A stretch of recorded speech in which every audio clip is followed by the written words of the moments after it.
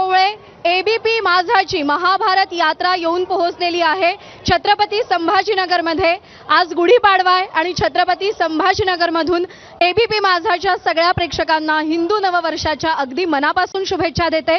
छत्रपती संभाजीनगरमध्ये काही इंटरेस्टिंग लढती आपल्याला पाहायला मिळतात।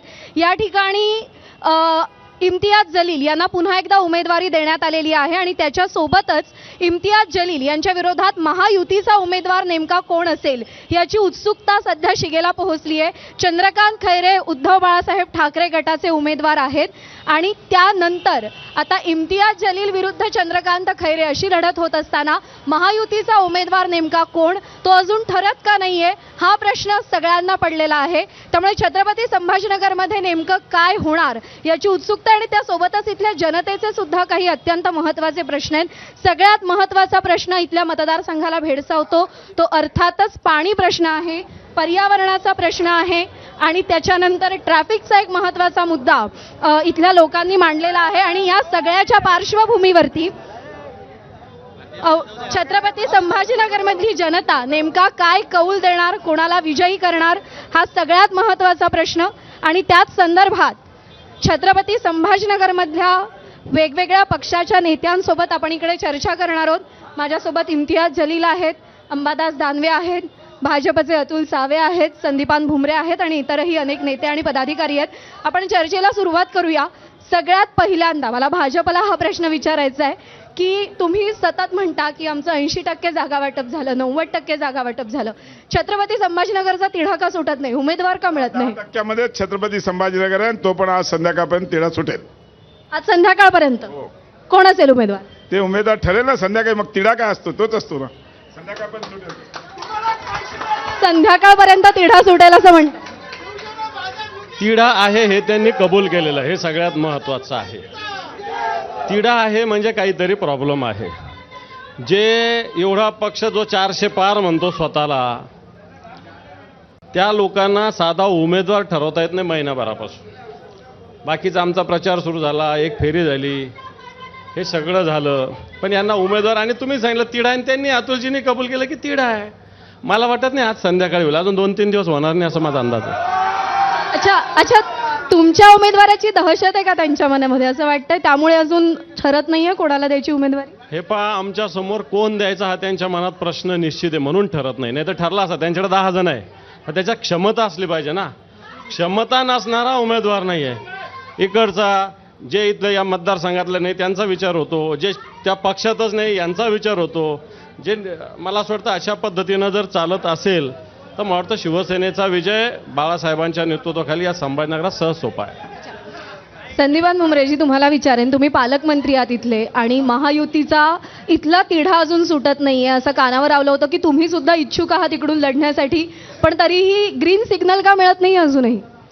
मला एक सांगायचं आहे की टप्प्याटप्प्यानं उमेदवार जाहीर झालेले, आपली संभाजीनगरची जी जागा आहे तर ही आपली 4थ्या टप्प्यात ही निवडणूक आहे आणि मला वाटतं आज हा उमेदवार निश्चित जाहीर झाल्याशिवाय राहणार नाही आणि उमेदवार हा महायुतीचा, तुम्ही असाल का?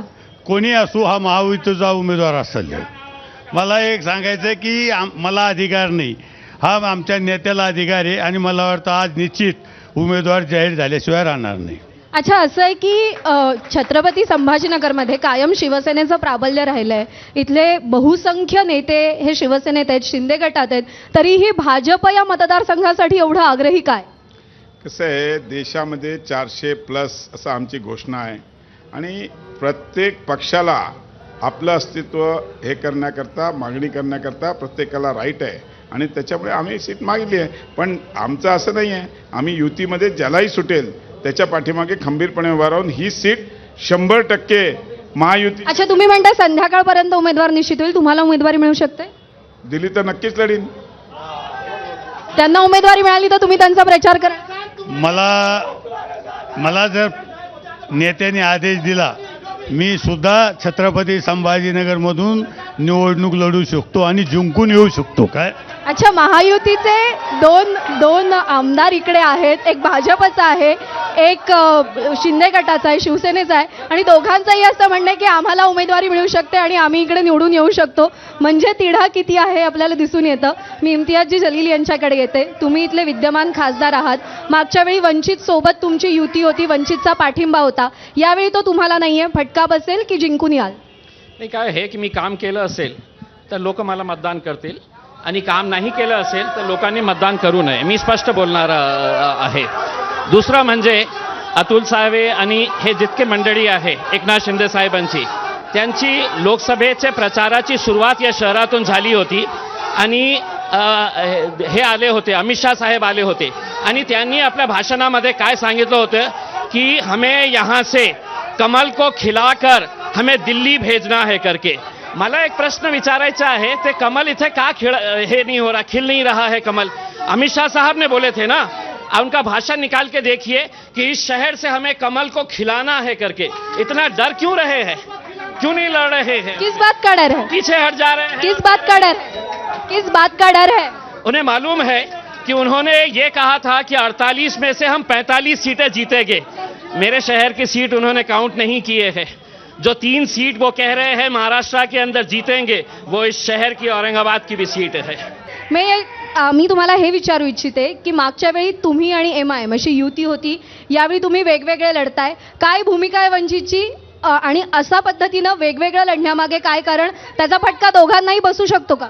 वंचित बहुजन आघाड़ी जनता की रिप्रेजेंटेटिव है और आप जब अक्सर ये कहते हैं कि वंचित बहुजन आघाड़ी और MIM की गठबंधन तार अब टूट चुका है, तो ये बात स्पष्ट तरीके से सबको समझनी चाहिए कि 2 पक्षों का गठबंधन टूटा है, 2 समाजों का गठबंधन नहीं टूटा.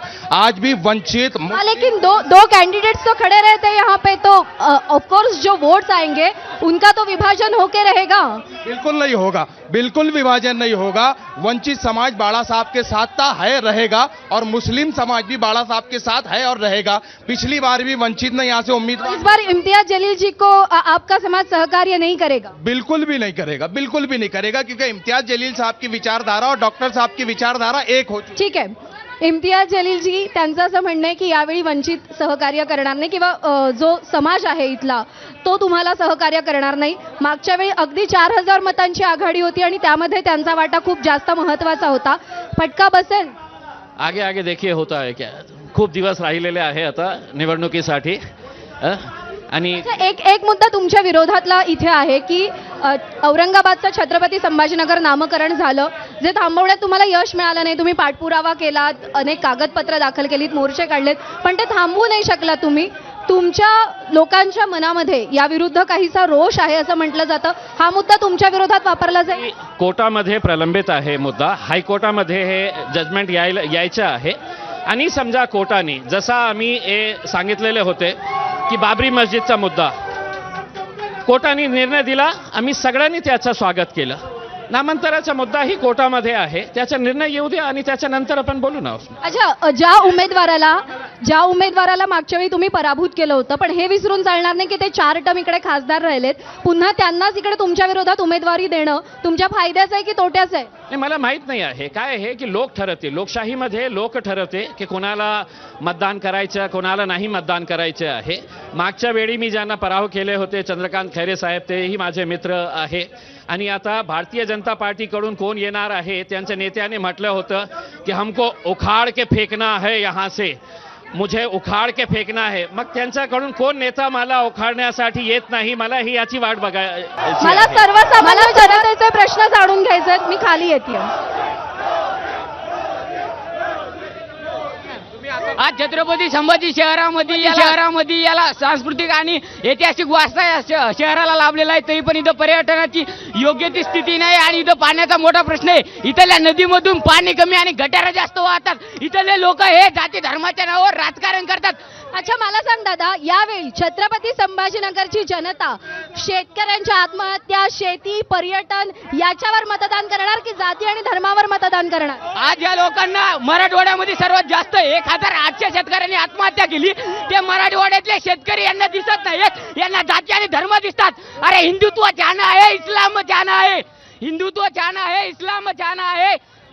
हिंदुत्व छान आहे, इस्लाम छान आहे, हिरवा भगवा निळा भिडणार का कशाला, यात युद्ध गुंतून नेता महान आहे, नेता महान आहे अशी परिस्थिती या नेत्यांनी केली. आज आपण यांना इथं बसवलंय, हे एसीत आहेत, आपण रस्त्यावर आहोत, हे लक्षात घ्या.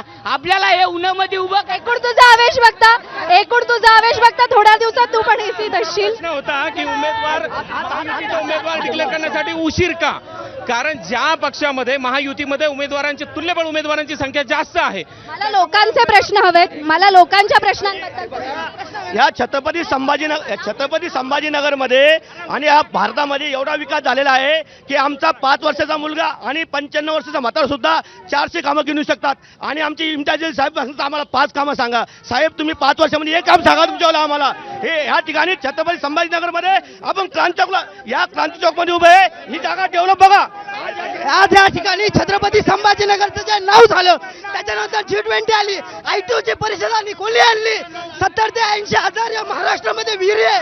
शेतकऱ्यांचे जे प्रश्न आहेत ते कोणी अहो या भाजपला आणि शिंदे गटाला सांगतो, आमचा पैलवान चंद्रकांत खैरे साहेब मैदानात आहे पण यांच्याकडे पैलवानच नाही लढायला.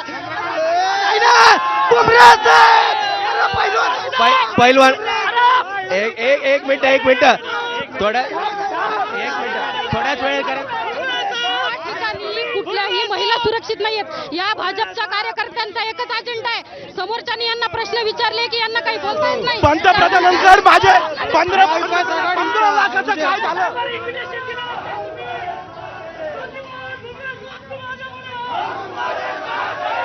लोक खूप जास्त आक्रमक झालेत आणि सर्व पक्षीयांवर रोष दिसून येतोय.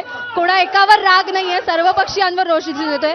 एक मुद्दा इकडे उपस्थित झाला, इम्तियाज जलील 5 वर्ष इकडे खासदार आहेत, 5 वर्षातली 5 कामं सांगा असं आव्हान दिलं. मी इलेक्शनच्या अगोदर एक बुकलेट काढणार आहे आणि जे जे काम मी केलेले आहे हे सगळं भारतीय जनता पार्टीचे जे कार्यकर्ते जे ॲक्च्युअली म्हणजे नाही का ते कॉर्पोरेटरचे इच्छुक लोक आहे आणि त्यांना आपल्या नेत्यांना दाखवायचं आहे की आम्ही किती प्रामाणिक आहे पार्टीशी, तर त्यांना ते बुकलेट मी पाठवणार आहे. त्यांना वाचता येत असेल तर त्यांनी ते वाचावे आणि मग त्याच्यानंतर त्यांनी निर्णय घ्यावे. त्यांना पटलं तर ते नक्की 100% मला माहीत आहे की एक बुकलेट माझ्या वाचल्यानंतर हे जे भारतीय जनता पार्टीचे नारे लागवत आहे ना तेही मला मतदान करतील. एक मुद्दा इकडे खूप जास्त इंटरेस्टिंग आहे की जरी या जिल्ह्याचं नामकरण, शहराचं नामकरण छत्रपती संभाजीनगर झालं असलं तरी निवडणूक आयोगानं अजूनही मतदारसंघाचं नाव औरंगाबाद ठेवलंय. मतदारसंघाचं नाव औरंगाबाद आहे. नामांतराचं श्रेय तुमच्याकडून घेतलं जात आहे, त्यांच्याकडून घेतलं जात आहे. फॉर्म भरत असताना औरंगाबाद म्हणून भरणार की छत्रपती संभाजीनगर म्हणून भरणार चंद्रकांत खैरे? हे निवडणूक आयोगाने अजून नाव छत्रपती संभाजीनगर केलं नाही.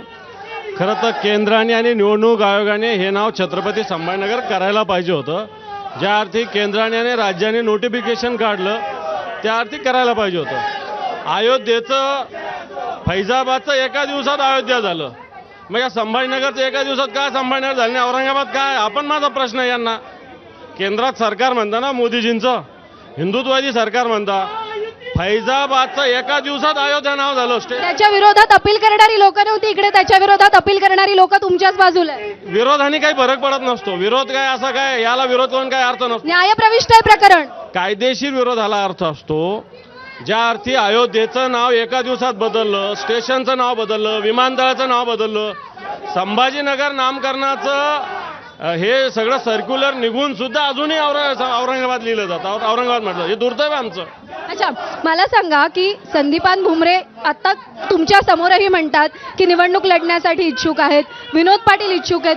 विश्वास नाहीये की हे उमेदवार निवडून येतील? प्रत्येक पक्षात इच्छुक असणं याचा अर्थच हे आहे की पक्ष वाढलेला आहे, पक्षाचं काम वाढलेलं आहे आणि त्याच्यामुळे इच्छुक असणं काही चूक नाही.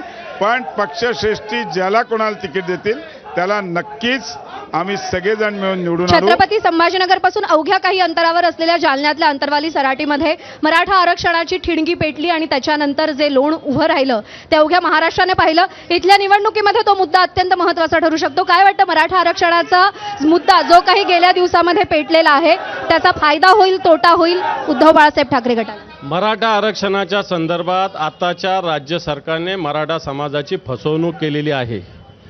जो वाशीला मनोज जरांगे पाटलाचं आंदोलन थांबलं होतं त्यावेळेस सगळे सोयरेचा जो सर्क्युलर GR काढला होता त्याची कोणतीही अंमलबजावणी झालेली नाही. मराठा समाजाला गुमराह केलेलं आहे त्यावेळेस. आणि जे 10% आरक्षण मराठा समाजाला देण्याचा कायदा झाला हा सुद्धा न्यायालयात टिकेल का नाही टिकेल अशा प्रकारची स्थिती आहे. कारण 50%च्या वर जर आरक्षण गेलं ते करता येत नाही. हा नियम आहे, हा कायदा असताना सुद्धा 50%. नाही, माझा प्रश्न हा आहे की जे आंदोलन झालं, जे सगळं वातावरण निर्माण झालं, ते तुम्हाला पोषक पूरक आहे की तुमच्या विरोधात आहे? नाही, हे लोक तर सगळे सरकारच्या विरोधात आहे. कारण सरकारने मराठा समाजाची फसवणूक केली आहे. तेव्हा मराठा समाज यांना मतदानच करणार नाही, या सत्ताधाऱ्यांना त्यांच्या विरोधातच राहणार. मराठा समाज तुम्हाला मतदान करणार नाही असं म्हणतात? मराठा समाज आम्हाला मतदान करणार. कारण एकनाथ शिंदे साहेब असतील या सरकारनं मराठा समाजाला न्याय देण्यासाठी काम केलं. 10% आरक्षण दिलं. मराठा समाजाला नोकरी नियुक्ती देण्याचं काम हे एकनाथ शिंदे सरकारने केलेलं आहे. आणि मला वाटतं दानवे साहेबांनी जे सांगितलं की हे आरक्षण टिकणार नाही, हे आरक्षण टिकणार आहे. तशा पद्धतीनं समितीनं काम केलं. म्हणून मला सांगायचं आहे की मराठा समाजाला ह्या सरकारने आतापर्यंत 70 वर्षात जे काम झालं नाही, मराठा समाजाला जो न्याय देण्यात आला नाही तो ह्या सरकारने. अच्छा, ठीक आहे. मराठा समाजाचा भाजप विरोधातला किंवा फडणवीसांविरोधात जी काही घोषणाबाजी झाली, जी काही वक्तव्य केली गेली, त्यामुळे इथे प्रॉब्लेम होतोय, त्यामुळे इथला उमेदवार ठरवण्यामध्ये काही अडचणी येतात? सर, आपण थोडासा इतिहास मागे गेलात तर मागच्या सरकारमध्ये माननीय देवेंद्रजी फडणवीस साहेबांनीच मराठा समाजाला आरक्षण दिलं होतं. ते हायकोर्टामध्ये टिकवलं पण होतं. पण सुप्रीम कोर्टामध्ये जे उद्धव ठाकरे साहेबांच्या नेतृत्वातलं जे सरकार होतं त्यांनी त्याच्यामध्ये दुर्लक्ष केलं आणि म्हणून ते सुप्रीम कोर्टात कॅन्सल झालं. मराठा आरक्षणाचा मुद्दा भाजपला इकडे त्रासदायक ठरणार नाहीये? मराठा समाज मतदान करेल? 10% आता आमचं सरकार जे आहे, माननीय एकनाथ शिंदे साहेब, देवेंद्रजी फडणवीस साहेब आणि अजितदादा पवार साहेब या तिघांच्या नेतृत्वातल्या सरकारने 10% आरक्षण ऑलरेडी दिलं आणि आम्हाला नक्की खात्री आहे हे सरकार हे जे आरक्षण दिलेलं आहे ते कोर्टात टिकवेल. कारण त्याचा पूर्णपणे अभ्यास करून ते आरक्षण दिलेलं आहे. अच्छा, अगदी आपण शेवटाकडे येतोय आणि सगळ्यात महत्त्वाचं इथले जनतेचे जे प्रश्न आहेत, सगळ्यात महत्त्वाचा आहे तो म्हणजे पाणी प्रश्न, इथल्या शेतकऱ्यांच्या आत्महत्या, इथलं पर्यटन, रोजगार, या सगळ्या मुद्द्यांवरती यावेळी जनता मतदान करणार का, की जात धर्म हे फॅक्टर इकडे महत्त्वाचे ठरणार? हा एक महत्त्वाचा मुद्दा आहे. मला तुम्हाला विचारायचं आहे की जे छत्रपती संभाजीनगरमधल्या लोकांचे प्रश्न आहेत, विद्यमान खासदारात पुन्हा खासदारकी दिली तर पुढच्या 5 वर्षात तरी तुम्ही त्याचं निराकरण करणार का, थांबवणार का? काय हे की या शहरामध्ये नाही का डेव्हलपमेंटचा खूप मोठा स्कोप आहे आणि इथे इंडस्ट्रियल डेव्हलपमेंटसाठी खूप स्कोप आहे, टुरिझम डेव्हलपमेंटसाठी खूप स्कोप आहे. पण दुर्दैवाने काय होऊ राहिलं की आपण विकासाच्या मुद्द्यावर कोणीही बोलायला तयार नाही. जिथे आपण गेलं, आपण पाणीचा मुद्दा उपस्थित केला, आपण इंडस्ट्रियलायझेशनचा मुद्दा केला, तर हे जे लोक आलेले आहे ना, हे त्यांचं काम काय आहे की जेव्हा आपण मुख्य मुद्दा काढतो तर ते मोदी मोदी. तुम्ही काय करणार? तुम्ही काय? मी आज काय म्हटलेलं आहे की 5 वर्षाचा खासदार असतं. मला फक्त 3 वर्ष मिळाले होते कारण 2 वर्ष ते करोनामध्ये गेले होतं. आता जे राहिलेले काम आहे आणि सगळ्यात महत्त्वाचा मुद्दा म्हणजे पाण्याचा प्रश्नाचा आहे. मला एक प्रश्न विचारायचा आहे की मोदी साहेबांना 20,000 कोटी रुपयाची नवीन पार्लमेंट बिल्डिंग बांधायची असेल तर ते 2 वर्षामध्ये कंप्लीट करू शकतं.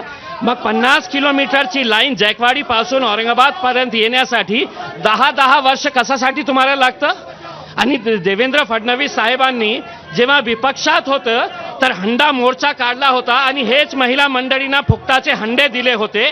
ते हंडे घेऊन ते महानगरपालिका समोर नाचत होते. आता सत्तेमध्ये आल्यानंतर तुम्ही विसरले पाणीचा प्रश्न का? त्याच्या बाबतीत तुम्ही एका मीटिंग घेतली नाही की पाण्याच्या संदर्भात तुम्हाला मीटिंग?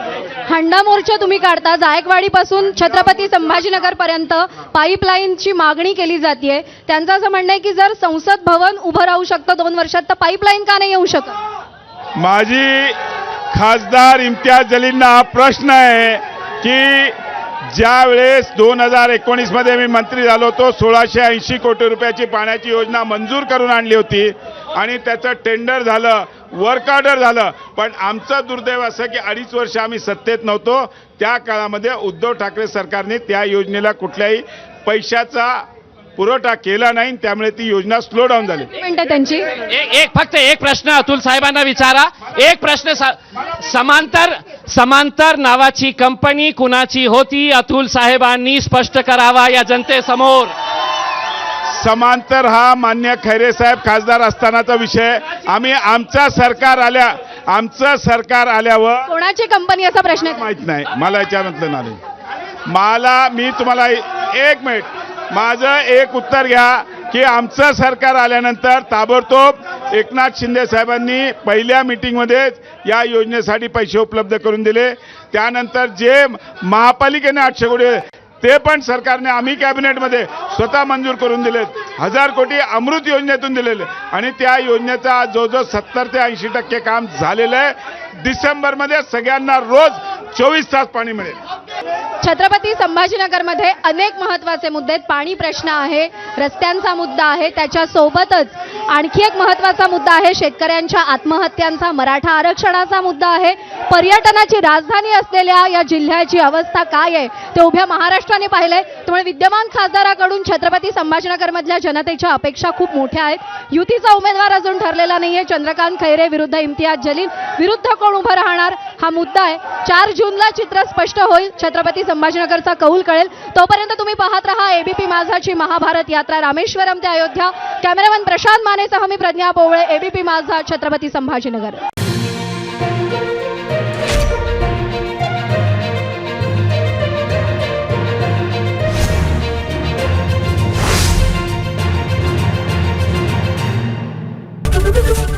एबीपी माझा, उघडा डोळे बघा नीट.